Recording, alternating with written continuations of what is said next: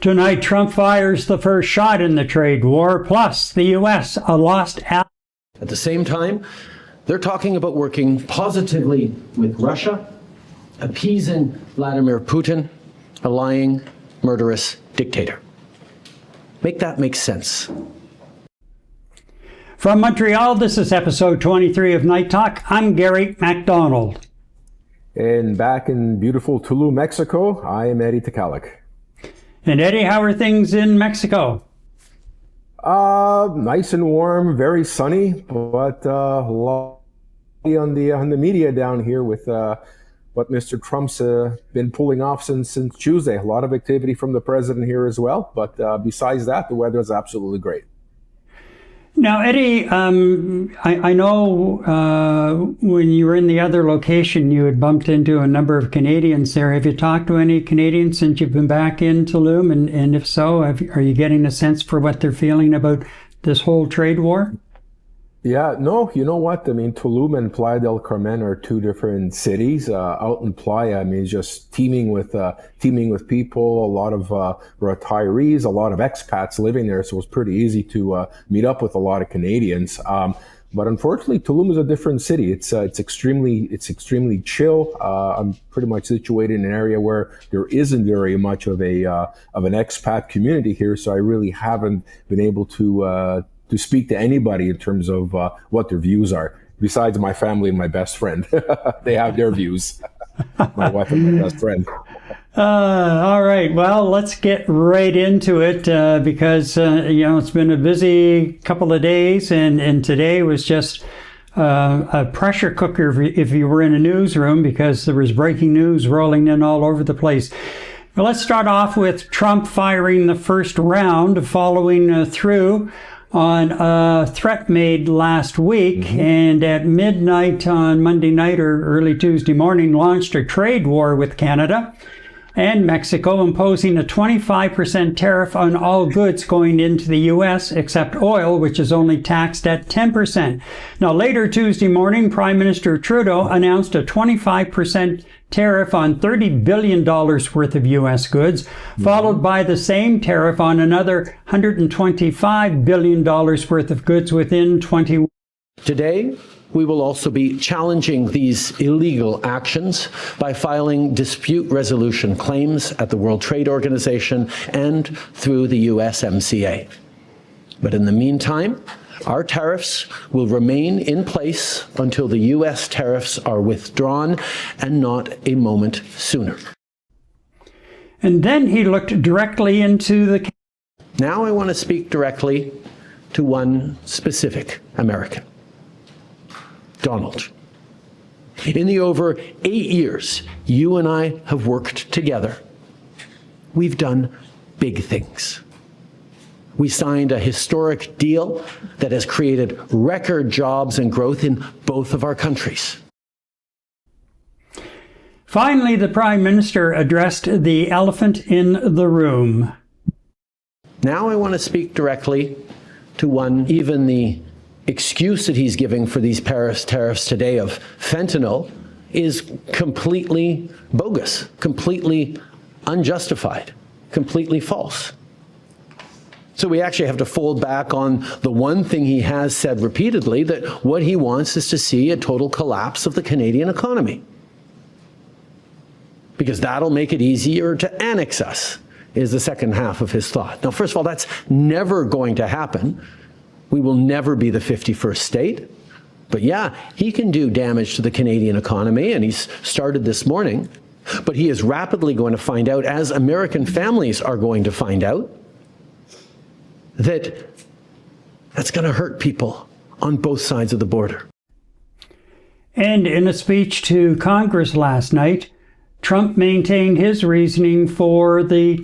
Much has been said over the last 3 months about Mexico and Canada, but we have very large deficits with both of them. But even more importantly, they've allowed fentanyl to come into our country at levels never seen before, killing hundreds of thousands of our citizens and many very young, beautiful people, destroying families. Nobody's ever seen anything like it. They are, in effect, receiving subsidies of hundreds of billions of dollars. We pay subsidies to Canada and to Mexico of hundreds of billions of dollars, and the United States will not be doing that any longer. We're not going to do it any longer. With Vance and Commerce Secretary Howard Lutnick, it didn't go so well for Trump, who was apparently seeking some kind of a carve-out for the auto industry. Trump took to the Truth Social following the call, with the Prime Minister's office issuing a terse two-line statement. And here we go.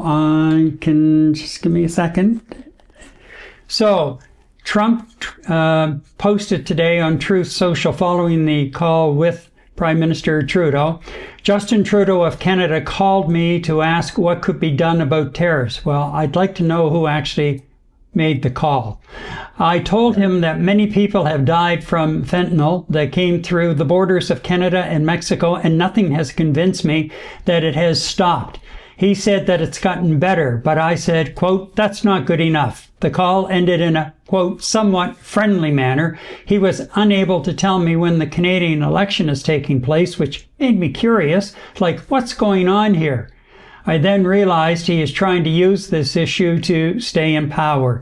Good luck, Justin. Then he followed that up a couple of minutes later with this. For anyone who is interested, I also told Governor Justin Trudeau of Canada that he largely caused the problems we have with him because of his weak border policies, which allowed tremendous amounts of fentanyl and illegal aliens to pour into the United States. These policies are responsible for the death of many people. In around the same time that Trump was busy on Truth Social, the Prime Minister's office issued the following statement. The Prime Minister and President spoke today about trade in fentanyl. Both countries will continue to be in contact today. And that says a lot about the tone of that conversation, I would suggest. I tell you what, Gary, my chimichangas and the fajitas I had for supper are coming out. Unfreaking believable, the poop that's coming out of that human being's mouth. I'm just beside myself. My wife is just absolutely furious. Larry here is just fuming at the constant lies that are coming out of this guy, coming out of him while he's standing up on his perch, like the big bald eagle he preaches to be, lying to the general public, lying to members of his house down there. And then he continues to lie in his Truth Social, which of course, everything he does say is picked up by Fox News and just passing this really horrible, inaccurate information to the rest of his minions in the United States. And they're lapping it up. You know, from what I've seen on Facebook, they're just lapping everything up that he's saying. No one bothers with truth. Facebook doesn't do any fact checking anymore. And that was quite obvious in my research. And he just continues to spew absolute nonsense. And I'm sure during that conversation, Prime Minister Trudeau turned around and said, well, you know what? So there's thousands of people in the United States that are dying from fentanyl overdoses from the little bit of drugs that's trickling in from Canada into the U.S. Mr. Trump, I'm sorry. We have hundreds of thousands of people here in Canada that are being more affected than your population by the thousands and thousands and thousands and thousands of kilograms of drugs that pass from the U.S. border into Canada. How about that? But here's the issue. What makes me upset, Gary? His minions are never going to hear about this truth. And, you know, I guess we're all rattling the cage here in our apartment here. You know, why doesn't somebody publicly tell Trump the facts? And hopefully some broadcasters in the United States will be able to pick this up. Some of our leaders are ending up on Fox News. Why not bring this up for debate with some of their wisdom seekers out there? We just got to get this message out to correct Trump. Trump's an absolute dump of false, horrible, lying information. And boy, you can tell, Gary, I've had enough of this guy. He really makes me sick. I have to force myself to watch him. Like sitting through that speech to Congress last night, it was like taking 1,000 knives to each eye and just poking. It was just unbearable. And the Republicans hanging on every word and watching Vance behind them and the speaker up and down like puppets on a string over pretty much everything that he was saying. Like, give me a break. How can there be so many people in a country of 330 some odd million people? How can such a large percentage of them be so oblivious to what this bird is?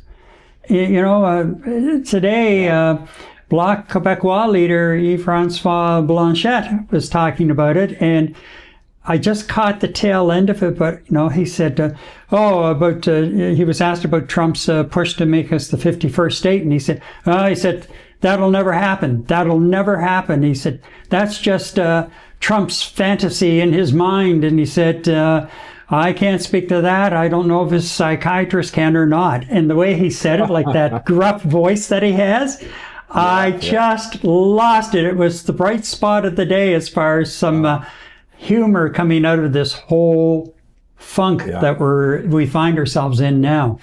But you got to send me a clip of that. Yeah. By the same token, you know, apparently Trump had phone calls from the three CEOs of the three major car companies in the U.S., and they were telling him yesterday before his speech about how intertwined this whole operation is. You just can't pick it apart. And apparently they're on the phone with him again this morning.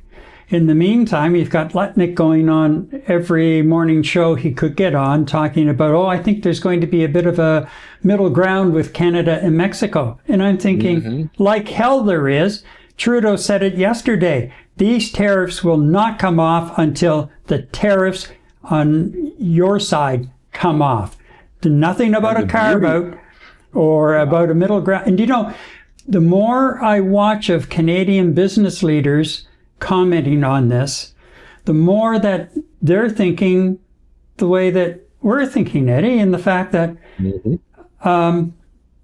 enough. This, you know, we have to take a stand. It's going to be tough. It's going to hurt, but we have to take a stand. We can't be going through this chaos every 30 to 60 days, because that's the way it's going to be. You carve out something now, and a week later, we're going to be back into it all over again. And it's just going to just keep going. He's just going to, pick away, pick away, pick away. No, we have to make a stand now. And, in the long run, I think it's going to make us a much better country, because people are rallying to the cause. Absolutely. And every time Donald Trump decides to comb his hair, he's going to impose more tariffs or impose some more of his stupidity on us or any other country in the world. You're absolutely right. And I'm so proud of our leaders taking a stand and being very verbose about it. You look at Doug Ford. He was very point blank. No, I am not changing what we're doing in Ontario to fight these tariffs. I don't care what compromises you do. They all come off the table, or we're keeping up with our tariffs. And Prime Minister Trudeau mentioning the same thing. That demonstrates not only to the United States, to the media that actually is reputable in the United States and intelligent people watch, and also on the global front. I mean, this is being covered in Europe on Sky News, on British television, on European networks. This is all being covered religiously, just like it is here in North America. And for the leaders of our country to be speaking the same language, almost in the same day, it speaks volumes for how Canada and our leaders have come together to fight this moron and his stupidity, and what's essentially going to break up the United States at some point. I mean, they're driving them into the ground. So I am so proud of those two. You and I can go talk about Mr. Legault on another subject. I'm not very impressed with his positioning. But look, Team Canada made a point. We are sticking to our guns. We are not dropping anything, guys. Are you listening to me, Mr. Trump? We are not dropping anything. Go have fun with your CEOs at the big three car manufacturing companies down there, because times are going to get tough. Absolutely. And Monel, so stop your people from taking the drugs. That is a point that I brought up today in a discussion in the fact that,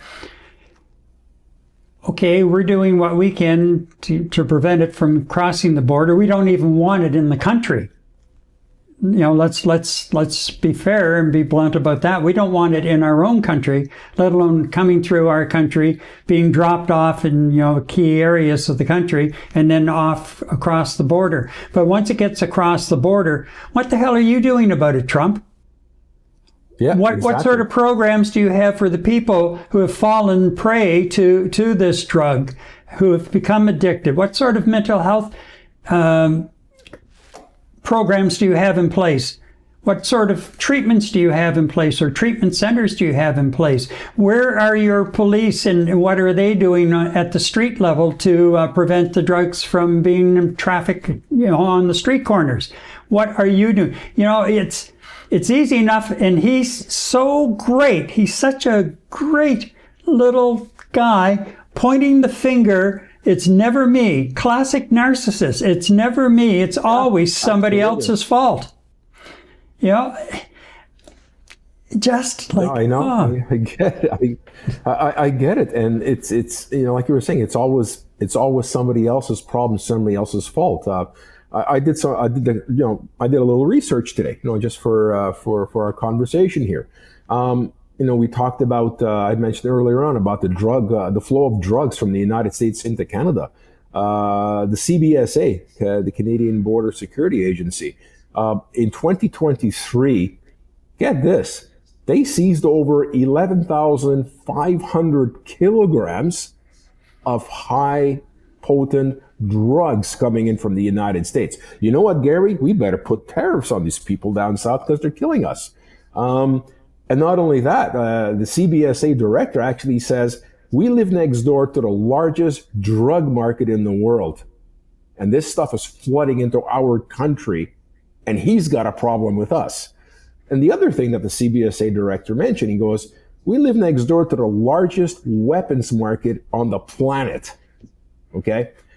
And there's a serious amount of illegal weapons that flow into Canada on a continuous basis. And also, we have a lot of people in the United States fleeing. The states are using the United States as a transit point into Canada.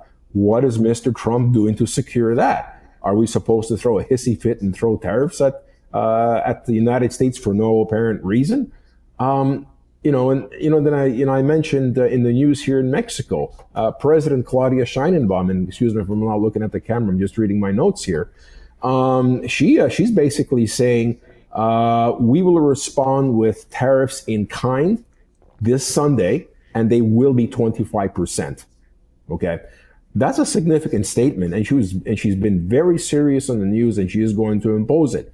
And at this particular moment, she's going to be imposing these on Sunday, and she's waiting for a call from Mr. Trump. Get this, she's waiting for a call from Mr. Trump. She's not saying, "Oh, I'm going to be negotiating with him, and I'm going to be shaking my shoes." I'm waiting for his call to call me. So she's doing this on Sunday. And along with some of the other comments she had made, and this is right from the U.S. border control databases and information.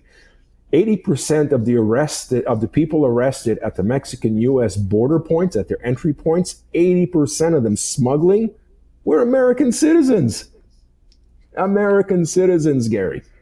You're never going to hear this in any of the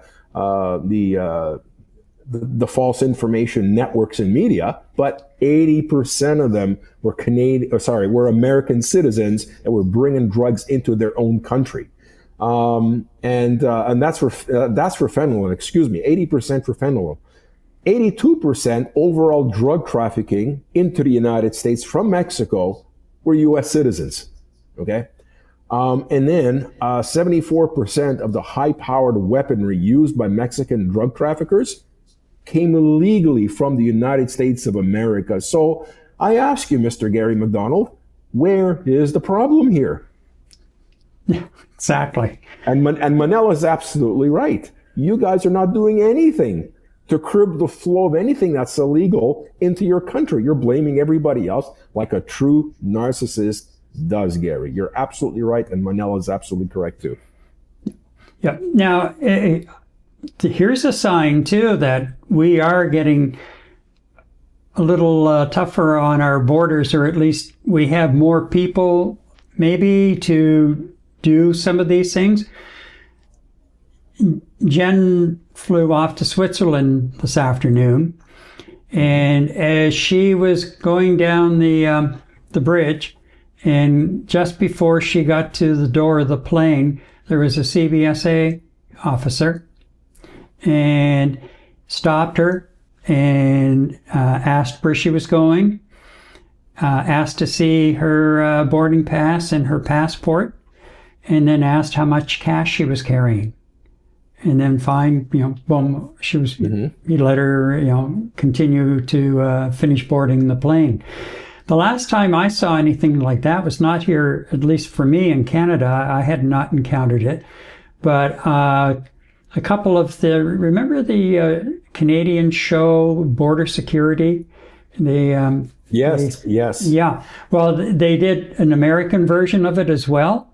And Correct. 2 or 3 times I remember them being like at JFK or Logan in Boston and doing that very thing. People who were going down the passageway to the boarding bridge, they would stop them and ask them those very same questions. So obviously, we're now starting to be able to, with the money that's been put on the table so far, we're starting to be a little more flexible in doing, well, not searches, but at least inquiries like that of people leaving the country and somebody leaving the country with too much money, and if so, why? And where? Exactly. And where are they headed? I found that really interesting. Jen said to me, "Geez, that was kind of strange." I said, "No," because I remember one day, a number of years ago, she had been in Boston for a concert, and she had her mom's van, and she was coming back, and there's a bridge between Calais, Maine, and St. Stephen, New Brunswick. And the border line is right in the middle of the bridge. She was stopped in a lineup because the Canadian side was busy. So she was in a lineup on the bridge. And first thing, she's got the U.S. Border Patrol knocking on her window. And they go through her van, asked her where she's been, and, why did she pick that concert and all of this kind of stuff. Went through her van, brought the dog in, and went through the van top to bottom. And Jen said, "What are you doing?" She said, "I'm on my way home. You're still in the U.S. until you cross over on that, the next..." that side. Yeah. And they went through it top to bottom. She found, found it pretty unnerving. And who would suspect something like that as you're leaving their country? And, you expected trying to get into your own country on the other side, maybe, but yeah. Anyway, that's what happened at YUL this afternoon. But she was on her way and in the air now as we speak. So the whole border thing, I mean, he needed something to put on that executive order that he signed. And was it the first day or the second day on the border issue? Right. They're all running together now for me. But anyway, he needed something on the legal side. So the fentanyl, that's where the fentanyl issue and illegal aliens came from. That gave him his go for the border issue and to be able to slap tariffs on because he declared it a national emergency. Right. Really? And he's just bulldozed through everything like a bull in a china shop.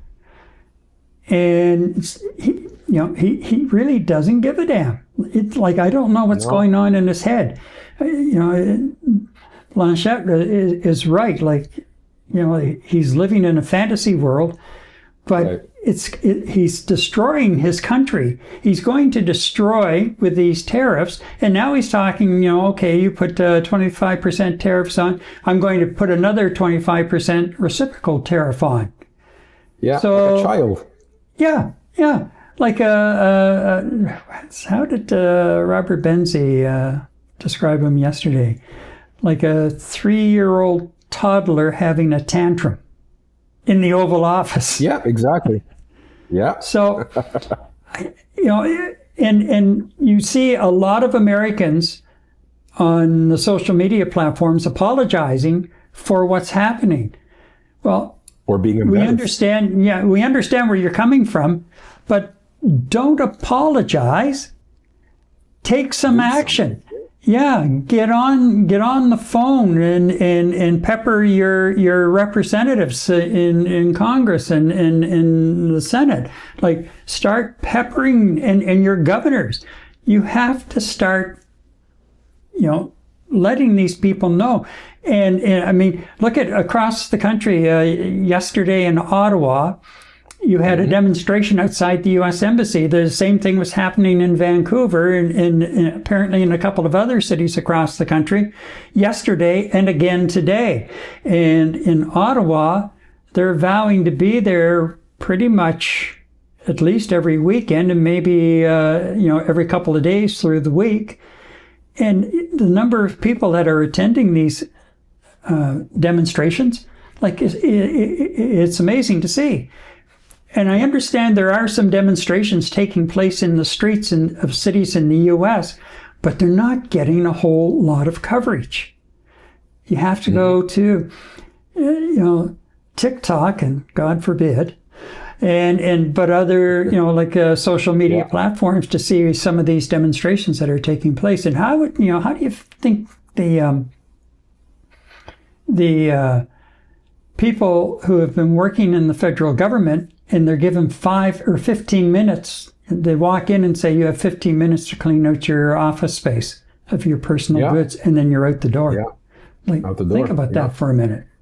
Well, I mean, you're looking at the people demonstrating, and you know what? Vermont really impressed me.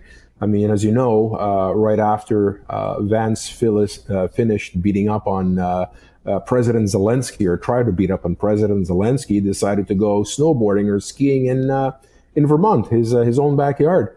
He got run out of the state, for crying out loud, to the extent that they had to actually put him in some sort of protective, not protective custody, but put him away somewhere so we can feel safe in Vermont. I mean, the entire town came out and basically told him to go home.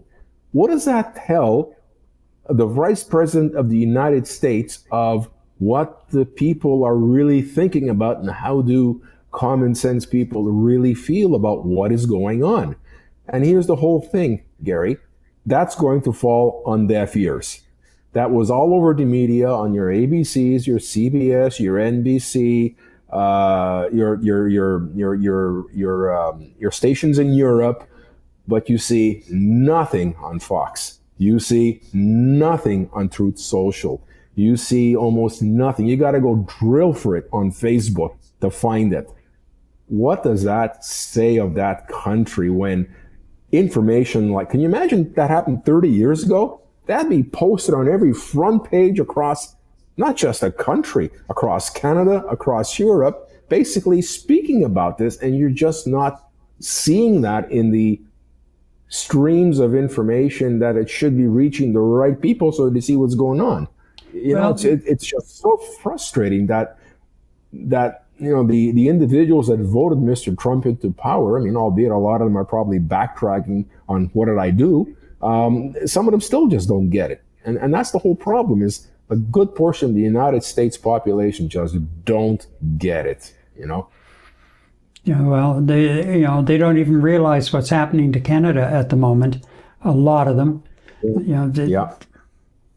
we're just a small player in a lot of ways. Murray says Mexico has one legal place to buy guns, and it is on a military base. All other guns are illegally obtained. I did not know that. Interesting. Yeah. Especially when you consider the number of guns that are coming across the border from the U.S. into Canada. Correct. And Elizabeth says, this is a shit show, and living here in Florida, I'm starting to wonder, what do I do? I love living here and don't want to go back to snow. Yeah, you know something? I just found out yesterday or last night, a friend of mine posted in one of our groups that I'm on. He said, we just listed our condo in Florida. They're just finishing up their winter run, I guess. He has to get back early for something. A lot of folks doing that. Yeah, exactly. So, I hope he does okay, because I know the market's flooding with a lot of condos and homes now in Florida. And, and then you've got somebody like Elizabeth who's, what do I do? Well, I feel for her. It's a tough place. It's a tough place to be in, But on the other side of it, if you can sell and get a decent price with you don't take a loss, I'm sure there are some attractive places in Mexico that you could probably pick up for a reasonable price. Yeah. I think in Elizabeth's case, it's her full-time home, actually. Oh, okay. She lives there. Yeah, it's not a vacation home. All right. You're going to love this one, Eddie. Am I? I'll let you. Who sent that? Angelica. Oh my God. Thank you, Angelica. Say hi to your dad, Henry. She's such a sweetheart. I love that girl. Nice shirt, Eddie. Anyway, this is where we sit. There's a G7 meeting next week here in Charlevoix. Mm-hmm. And apparently the U.S. Secretary of State is coming up to attend the meeting. And of course, Jolie will be there, and I don't know who else is coming from the other G7 countries. I think they're meeting. I thought that they were meeting and it wasn't going to include anyone from the U.S. And to talk about some of the threats that Europe is facing now as far as trade issues, and it's only a matter of time before a trade war erupts there as well. And Murray just popped in, check out traffic with Mariana von Zeller. She does a whole episode on guns trafficking into Mexico. Okay, I'll just leave that up on the screen for a minute, Murray. So if anyone else wants to grab it, or they want to watch it back on playback and freeze it and get the title, then they can. Well, Gary, I got a question for you. Sure. Sorry, go ahead. No, go with the question. So, Trump has actually advertised the reasons behind why he's doing this. He's speaking about drugs, he's speaking about the illegals coming across the border, and he's imposing his tariffs because he wants Canada and Mexico to put an end to this to his satisfaction. You know what? As much as we don't like him, and he's an idiot in a lot of issues around the planet and how countries work and how democracies work and how different parliamentarian systems work, he's completely oblivious. There's always a method to his madness, especially when it comes down to a buck or two. Okay,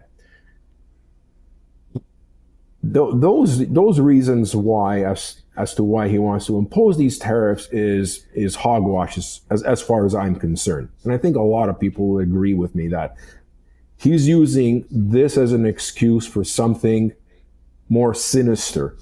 okay? Something more personal. Because Mr. Trump is not going to do anything if it's not for A, personal gain, B, it massages his ego. So what is it that he's after? Is he really that naive that he thinks Canada can become a 51st state? What is he really after? And I know we're going to talk about it later during our segment on the Ukraine, but what is he really after? What is he up to behind the scenes with monsters like his best friend, Mr. Putin? Like, what is he really trying to do with these tariffs? Yes, you're absolutely right. He's trying, and Mr. Trudeau is absolutely right. He's trying to destroy our economy. Why is he trying to destroy our economy? It's a question we've been tossing around for the entire week, and New World Orders has come up. I mean, how does this man see himself? What are they trying to accomplish? And after last week's, after the week's escapade and episode with President Zelensky in the White House, it's pretty hard not to think that there's a lot more behind what he's doing with these tariffs, what he's trying to do to destroy our economy, that there's a more grander scheme of things that he's actually working on in the background that nobody knows about. And I don't think any of the media is going to be privy to that kind of information of, and what he's really up to. And the scary part is the Americans are letting him do it. And I'm not saying the individuals that just watch Fox News all day, or, just basically, Trump's supported by God, so that means we have to believe everything he says. We're talking about common sense people in the United States of America that are allowing him just to go rampant and rampaging through absolutely everything that the country has stood for since day one. And I've mentioned a lot of times, in some of my posts on social media, Ronald Reagan and some of the greatest presidents in the history of the United States, Republican, Independent, or Democrat, they are all rolling in their graves at what is going on today in the United States. So I ask again, what is behind this man's thinking? What is his grand scheme of things? What is his big objective in doing all of this? It's equally fascinating, and it's just terribly frustrating. And you know what? It's very scary, Gary. I mean, if this man collapses the market, okay, it's going to be an absolute, and I agree with Elizabeth, a total shit show for everybody across the board, except the Billionaires Club. There's got to be something out there that he's after that we're just not privy to. All we can do is speculate, and we don't want to be part of a conspiracy theory club, but it's pretty hard not to think about things like this, Well, first off, people around him, even a lot of the people closest to him, for the most part, don't know what he's thinking from 1 minute to the next. They can go out and spin a tale based on what they think he was saying a few minutes ago. But meantime, wherever he's hiding away, he's pivoted and gone off into another fantasy world. He stated, was it just before the election in November or just after the election in November? Again, like it's all running together now. But he said he was going to take Canada. He was going to inflict economic pain on us to basically bring us to our feet. Why? He wants us. Trudeau finally said it the other day, point blank. He wants us. And you know why he wants us? Well, let's just flip over for a moment, because Alan just popped up, and I was going to say this, but I'll let his comments say it for us, because I think he is bang on. in an attempt to have our oil, electricity, minerals, water without paying for it. He wants, because we have uranium, we have other rare earth metals readily available. Some of them just need the permits to start mining. We have oil. We have potash. We have, and this is the big thing, we have water. Yeah. Water, and lots of water. Plus we have the Arctic. We have the Great White North. And just on the other side is Russia. And both Russia and China have been taking great interest in the Arctic over the last couple of years in particular. There's a couple of new bases on the Russian side. I think I read something somewhere that a couple of those bases were built by the Chinese, and then the others were built by the Russians.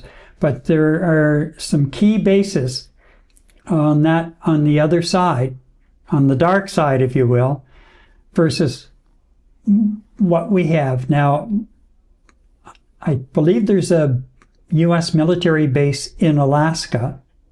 Mm-hmm.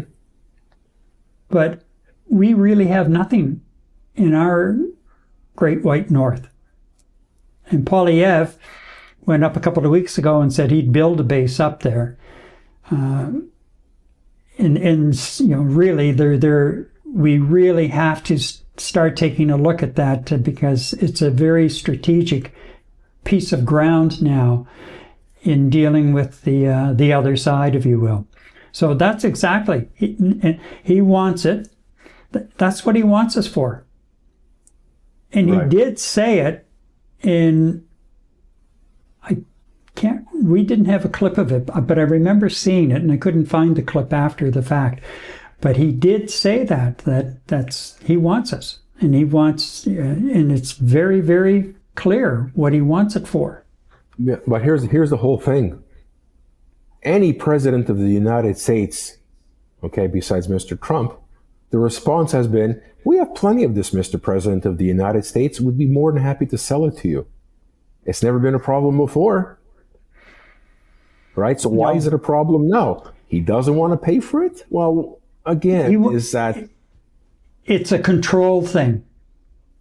Yeah. He likes to think of himself as a big man, a bully, and control. He loves having the control, and he loves being able to beat up on those he looks upon as being weaker than him. Mm-hmm.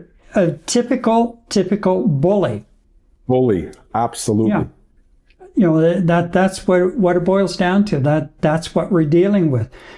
A narcissistic personality, a bully personality. It's just, it all comes together. He's a very, watching some people commenting over the last couple of days, there's something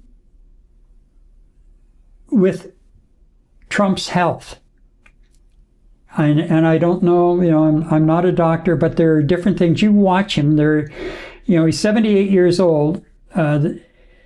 He doesn't seem to take the Oval Office that seriously. I mean, he's flying off to Mar-a-Lago every weekend for golfing. So he can't be under that much strain. He's cozied up to Putin. So, it's, there's something there. There's an illness, and it could be a combination of a physical illness and maybe some kind of a mental illness. I don't know. I don't even like to say that. But, he'd be the first one to say it about anyone else. So, really, what do I care? Right. I don't. I really don't. Because I have a few other screws loose, right? yeah. I have a few other choice names for him, but we won't. Yeah. So, Elizabeth says you would be surprised at how brainwashed people are. Brainwashed. That's what you Oh, brainwashed. Okay. My BFF, if I can call her that, is a Mexican married to a redneck, and she supports the Trump. I'm flabbergasted. It's surprising the people sometimes who turn up as Trumpers. You know that? You and I talked about that last week. There's a few folks that we know that were just flabbergasted at the continued support, even though our country's under attack. It's just, what can I say? Yeah. Deborah says, Trump is always raising Putin. Putin has something on him, and Putin wants the West to fail and ultimately take over as much of the West as he can, using our boy Trump. So, yeah. And, okay, she followed that up with, oh no, he wants to be, yeah, okay, sorry. There we go. I can say it. He's an idiot. I am wishing a stroke for him. Wow. Oh boy. Remind me never to get on the bad side of her. Yeah, but the funny thing is, though, it's most common good sense people typically don't wish ill on any human being on the planet. And, just to imagine what this individual being Mr. Trump has brought people to in terms of, what they think, and that they actually wish harm on an individual. I heard it last week in Playa del Carmen a few times. I see it very often on my Facebook page. People just wishing harm to this man. And you know what? It's very surprising to see that, because typically people that I've known for years and years and years don't wish harm on anybody. But this one particular individual, no problem. They just wish there was go away. I mean, I was joking around last time when I said MAGA, make America go away. It really is MATA, M-A-T-A, make America's Trump go away more than anything else. Like, people just want him out of the way, one way or the other, and I can relate to that. I can absolutely relate to that. Again, it's for the sake of the world, I would imagine. It's also for the sake of United States of America, a country that I've respected and loved, and that's all in the past tense, and it's very much in the past tense for many, many people around the world, and it's all because of one individual. I mean, good God, have you ever seen that much hatred put towards any politician in your lifetime? I certainly haven't. I don't even think that Brezhnev got that kind of hatred from Americans, for crying out loud. And today we have Americans hating on Trump himself, half the population and then the rest of the planet. So it's just absolutely incredible how much hate is leveraged against this guy, is thrown at this guy. But at the same time, isn't he the king of promoting hate amongst people? Well, he likes to think, he likes to think of himself as a king. He's referred to himself as king a couple of times in the last 2 weeks. What's that tell you? But the other side of it is, can you imagine just how busy the Secret Service and the FBI are right now? Because they're getting all of these comments. Yeah, they're getting all of these comments, and they've got to try and do a threat assessment on them. And if they feel it's at a certain level, then they have to go knock on a door somewhere and pay a visit. All while Musk is taking money away from them. Yeah, well. Anyway, Joe says, besides being a traitor, Trump is a fascist dictator rubbing elbows for the likes of Putin and Kim Jong-un, etc. And then he follows that up with, he openly stated last night at the State of the Union that he wants Greenland one way or another. Al and Eddie, as we discussed, how do we send a message to the American public that now the world has no respect for them? I think we're slowly doing that just by discussions like this. You start looking at YouTube and start watching some of the there's a name for the show, but it's the shows, but it's a comment like similar to what we do, but they're more focused on one person at a time and comments that they're making, and they come, they talk about them, kind of thing. There's a lot of those out there now. But the American people themselves don't apologize to us. And we know most of you didn't vote for him. It's the way it all worked out in the percentages and seat numbers overall that he ended up winning the election. But you have to contact your other levels of elected officials who represent you. And if need be, you have to start platforms on social media, groups, and of like-minded people, and discuss it and put things out there in a civil manner and keep pushing forward. And if there's an opportunity, if there's some kind of a march or a protest of some sort, politicians, you can have all kinds of signatures on a petition, but it really means nothing. It's a piece of paper with a bunch of writing, or in the case of an electronic, it's a PDF file with some scribbling, electronic scribbling. Politicians understand. I used to call it bums in the seat. If they look up from their desk in the chamber, whatever level of government it is, and they see the whole gallery filled and it's overflowing with people, and they're all there for an issue or a couple of issues, they get that. That will move them faster and mean more to them than the petitions. Petitions, when you used to go door to door to collect signatures on a petition, was a great exercise in meeting your neighbors. Mm-hmm. And pretty much that was it. And you felt good because, well, I've done my bit for democracy. But the real thing is, when they see the bums in the seat, or the people gathered outside singing songs and carrying signs, that's what they understand. Right. The especially in front of a good camera. Yeah, exactly. Yeah. Exactly. Eddie, as we discussed, Alan says, how do we send a message to the American public that now the world has no respect for them? And then we go to Joe, who comes back. He says, very true, Eddie, to think that our closest neighbor and ally is now our biggest threat. And we're going to get into that in just a moment, because that is so true. So true. So I think we've pretty much covered off that part of it, Eddie. One couple of quick things I just want to bring up. We've talked about the Prime Minister, who is, soon to be the non-Prime Minister. So Conservative leader Pierre Poilievre was out the other day as well and delivered a message to President Trump stabbed America's best friend in the back. My message to the president is this: Canada will fight back.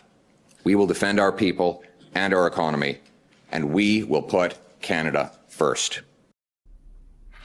NDP leader Jagmeet Singh is calling for an emergency session of Parliament.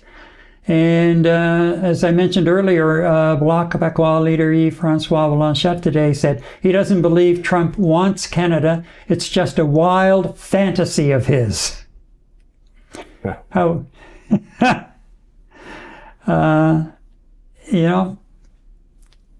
he could be right, but it was something he thought of when he went to the bathroom. Who knows? Okay, and let's see. I've got a couple of more comments, trying to keep on top of them. Mm-hmm. But Gary, that's the comment I sent you. The Republicans have been told not to go to town halls because they're getting yelled at. They're told by Trump, don't go. That's right, they are. Like, I've watched a few YouTube videos, and a couple of women in particular who have been very vocal at different town halls in different parts of the country were ushered out by security that was on site at the time as well. So let's move on here. Greg says, Gary, you know firsthand being on Fairvale Council how people in front of you alters how you see an issue, and thus the people for the people. We all have a dog in this fight.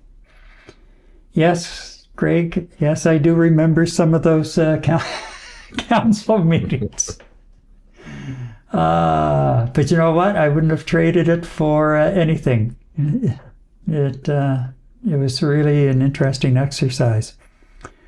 So, the trade war is bringing Canadians much closer together. We're more united and patriotic.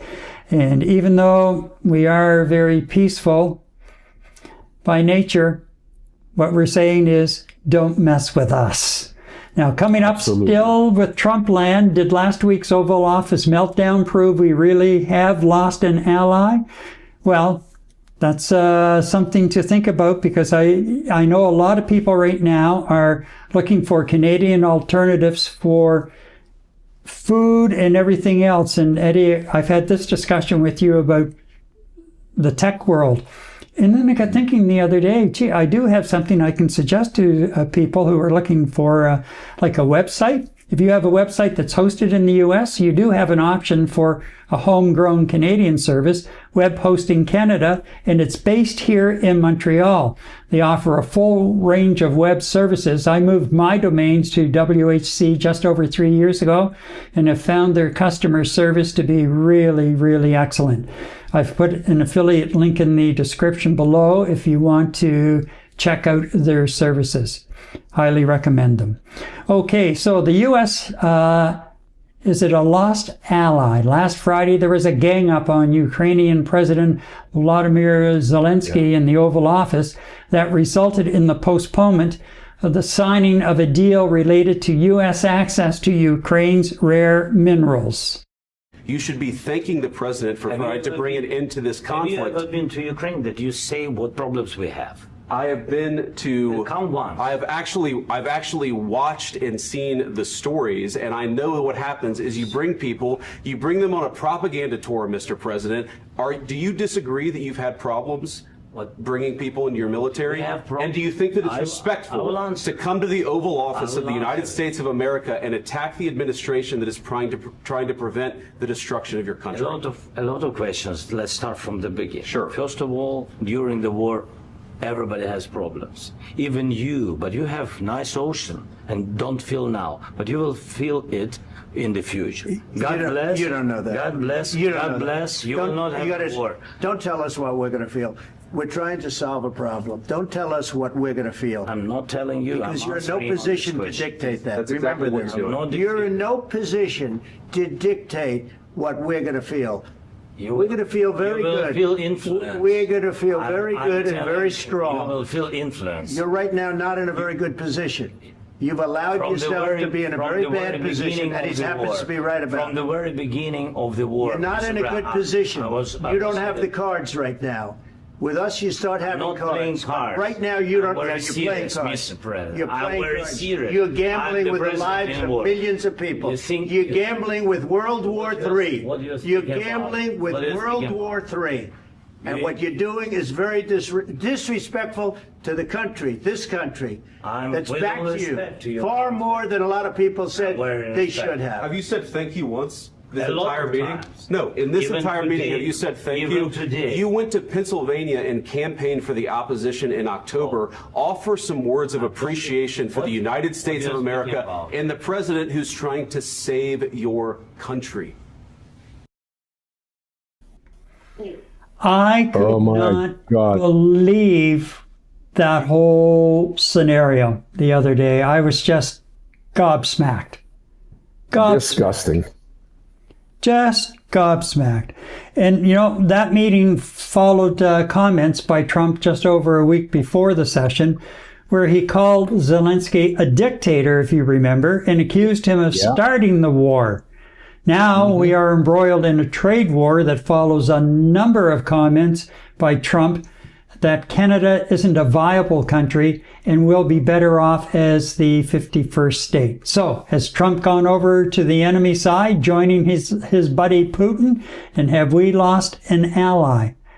I'm very interested to hear what some of our viewers are thinking about this as well. But Eddie,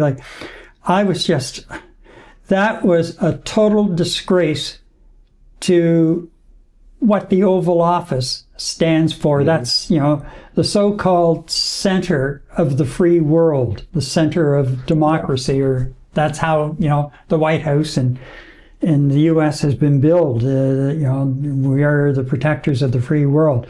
And to allow that to go on in front of the cameras, it was such a setup that way. And then you had the Russian reporter from the TASS news agency, which is Russian state to control, in there in live streaming. And then all of a sudden, oh, you're not supposed to be in here. How did you get in here? And they kind of made light of it. Well, you know what? We're not stupid. You just don't wander into the White House and nonchalantly, kind of mix in with the reporters and get in there. And that just doesn't happen. Ask the premiers who showed up with a scheduled meeting, even though it was with Tier 2 officials at the White House 2 weeks ago. Remember that? And look how long it took them to get... They almost got the glove treatment. Yeah. Well, look how long it took them to get clearance to get in. And there were two that really got worked over as far as the last ones in... one was, I believe, Scott Moe. And I can't remember who the other premier was, but it took forever for them to get their clearance to get in. So yeah, and you know what? That whole episode. I mean, I'll just say very briefly, Gary. I saw that, and I can't even tell you what my emotions were at that time. I was absolutely floored, and you know what? A profound wave of sadness overcame me. I was so sad to see what transpired in that Oval Office in terms of how Vance and Trump just absolutely bullied this guy to, I don't know, whatever script or agenda they were on. Obviously, we have our ideas of what it was all about. I was so emotionally overcome by this that it actually brought tears to my eyes once I had a few seconds to think about what transpired. And that is absolutely terrifying, Gary, in terms of we have these lunatics running the biggest military on the planet just south of our borders. On how safe can I feel with these guys running the states and running that government just south? I mean, they're only 85 kilometers from my home, okay, in Montreal, running that country. And the way they treated the president of the Ukraine as a common criminal, zero respect, treating him like he was a dummy, talking to him like he was a grade school kid. It was absolutely disgusting. There was nothing good about that meeting. There was a lot of Trump bullshit, a lot of Vance up Trump's you know what. It was just so emotionally difficult for me to have watched that. It was horrific. And you can go into social media and you see all kinds of memes, and here you have the Republicans and the MAGA like criticizing the president of the Ukraine, who's in the middle of a bloody war with what used to be the greatest enemy of the United States, and was called the evil empire by a great president of the United States. They're criticizing him for what he's wearing. Well, geez, he's in a war. He's respecting his troops as trying to be part of them as best he possibly could. He's walked the front lines. He's actually got a flak jacket on with a helmet, walking the front lines, for crying out loud. And you're going to criticize this guy for what he's wearing in the White House. Go back in history. Winston Churchill paraded through the White House in military fatigues. Was that a problem? And what about when the rest of Trump's circus shows up in the Oval Office? Here you have Elon Musk with a rumpy-dump T-shirt and a stupid cap on his head. What? That's not a problem? So that's what really pisses me off is, it's not equal footing for everybody in that office when they do show up, but to ridicule the president of a nation, a sovereign nation that was attacked for personal reasons, being Mr. Putin wanting to expand and get back to his glory days of the Soviet Union. These two guys just totally raped him. And you know what? Zelensky stood his ground. So even after some emotional turmoil where I was very saddened to see that, what really made me feel better was the strength of that man. What he's been going through the last 3 years as the leader of a country being decimated or Putin trying to decimate that country, and they're still holding their ground. That is absolutely impressive. And those two clowns should have reflected on what he had accomplished and actually maybe even mention what he had accomplished. But Gary, you and I both know he's not going to say anything bad about Comrade Putin because Mr. Trump is a comrade himself. I don't care what people say. He's a comrade himself. And it was just too much to deal with. And, my wife and my friend Larry we were walking around for 2 days, pretty much dumbfounded, just like when Trump won the election. We were dumbfounded and mourning for 2 days after he won. And you know what? We were dumbfounded by what was said in that office to the Ukrainian president, and then fearful of our livelihood as Canadians if we have these two lunatics running the country down there. Really saddening, really scary, Gary. I know I went off on this a little too long, but I was extremely emotional about it. No, it bothered me today or yesterday when I was editing video. It bothered me to actually pull that out and have to edit that clip and just go through the whole. I just found it really, really, really disgusting. Murray says, why does Trump need $500 billion to negotiate a peace deal? Well, he's looking, for payback of money that was advanced to Ukraine to help with the war effort. And he's also looking to perhaps front that payback in the deal that did not get signed on Friday because of the blow-up. The deal was the U.S. really taking advantage of the Ukraine at this stage, getting access to their rare earth metals and minerals, I should say. That's what that deal was all about. And Trump says, once we were in there and we're mining, do you think anybody's going to bother you from there on? Because we're there. Okay. Yeah. And, and the other side of it was that there was a post that was going around on Facebook that I just shook my head. I smiled and shook my head. But I forget, 130 some countries came to the aid of the U.S. after 9/11. Yep. And never asked for a penny. Does Trump realize that when all of those planes that were destined for the U.S., most of them U.S. air carriers, landed in Gander, that those people did not have to pay for a thing, including clothing, nothing, when they landed in Gander? The Newfoundlanders couldn't do enough for them, which is what you would do. First, you welcome people in when they're in a situation like that.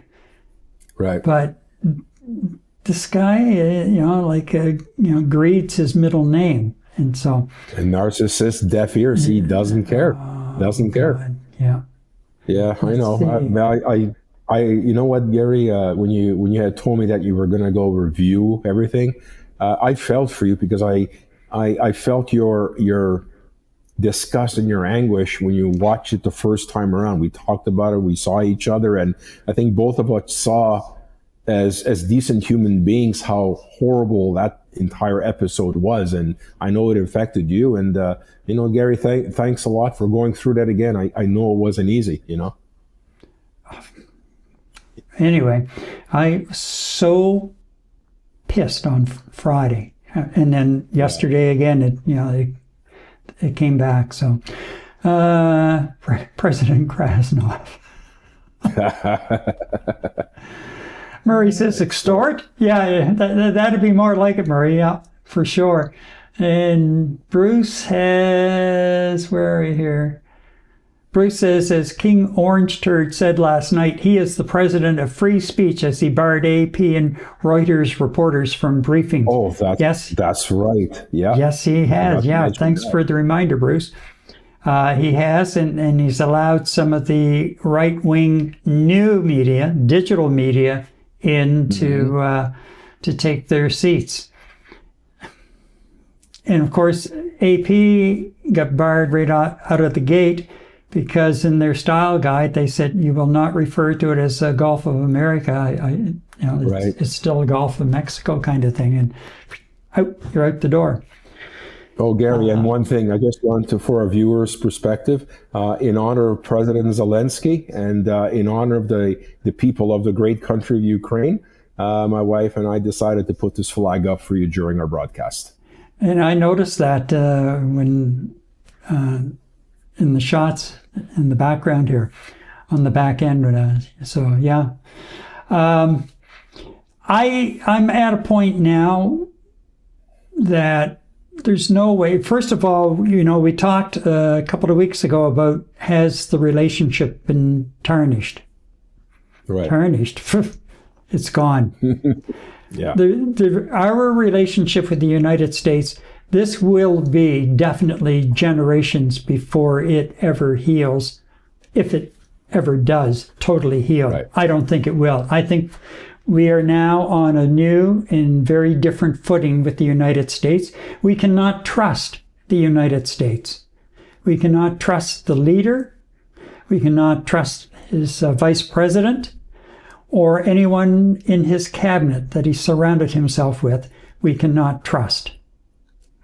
And therefore, we cannot trust even the intel coming from their national security agencies. We cannot depend on the United States of America, even though they're our neighbor. We cannot depend on the United States of America or look upon them as a friendly neighbor and ally. Again, probably at the rate it's going, not in my lifetime. Because even if you get a Democrat with an open mind and a reasonable approach in the White House after Trump goes, if he goes at the end of this term. Good point. It's still going to take a long... Trust is a really very, very deep commodity that takes a lot of time to build. And when you're in bed with Putin,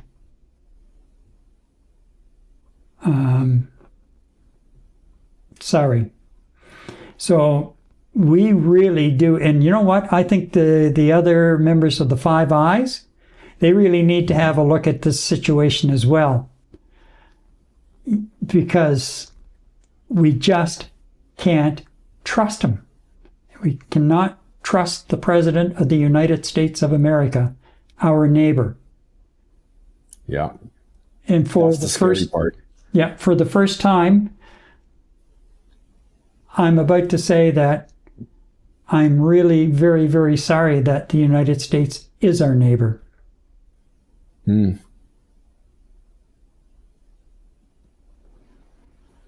We're stuck with a bad neighbor. I mean, it's no different than you and I living in our apartments and having a horrible neighbor next door, and you're stuck with them. Yep. You know, it's Yep. And let me say this: let's hope that over the next 3 years or 4 years, it's still like he's only had a month, so it's still really 4 years. It feels like 4 years. Yeah. Yeah.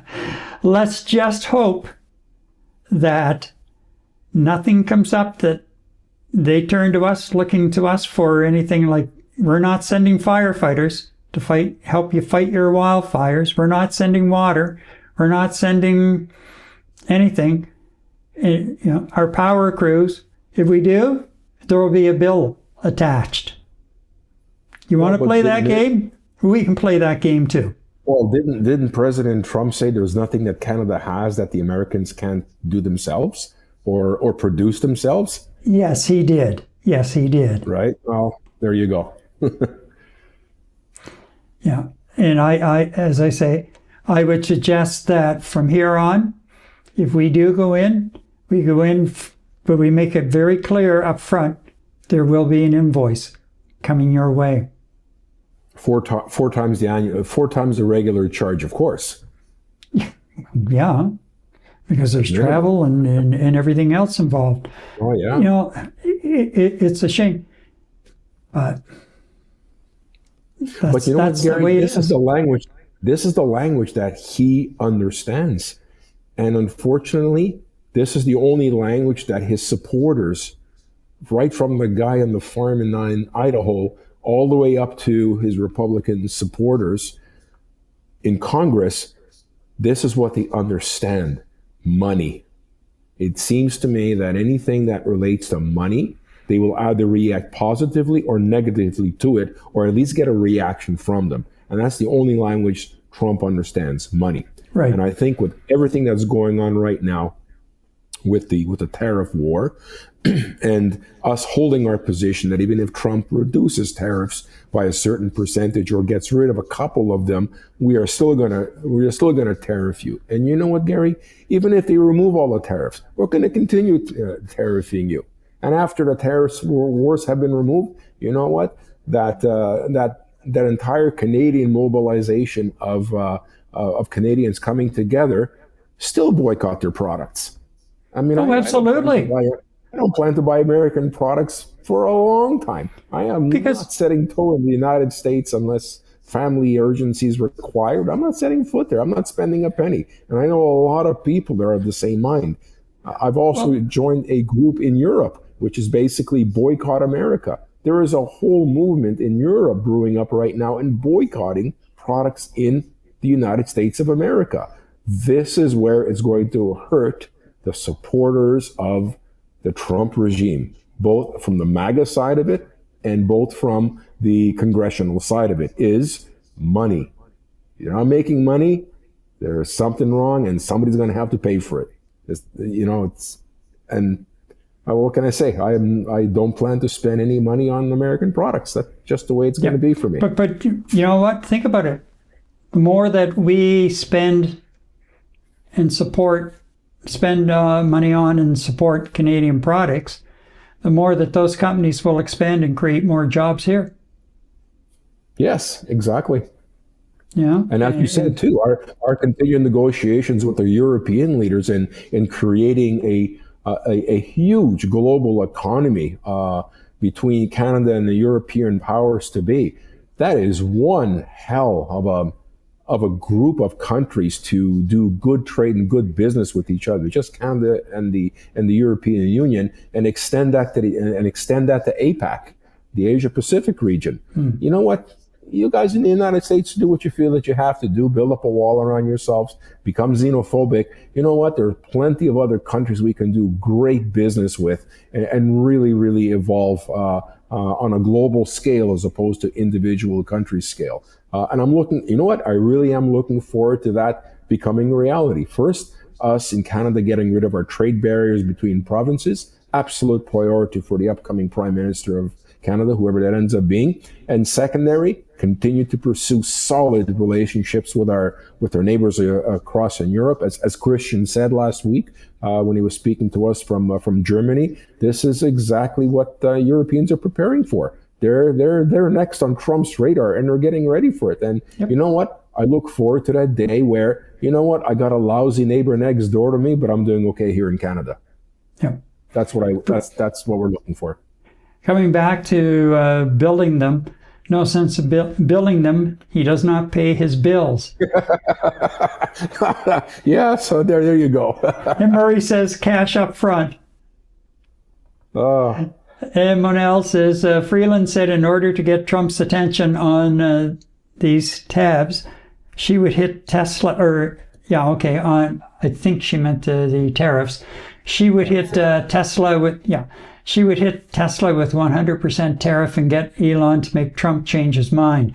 Yeah, and she has been threatening that's going to be one of her first acts in firing off a shot in the trade wars. So, well, Eddie, it's been a busy night.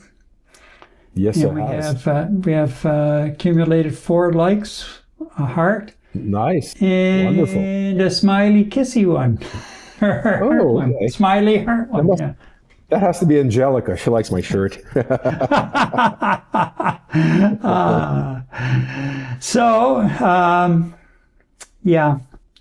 It's just been so far, and it's only Wednesday, and the week's not over yet. So, but let's not forget that we find out who our next Prime Minister will be on Sunday. We can't forget that.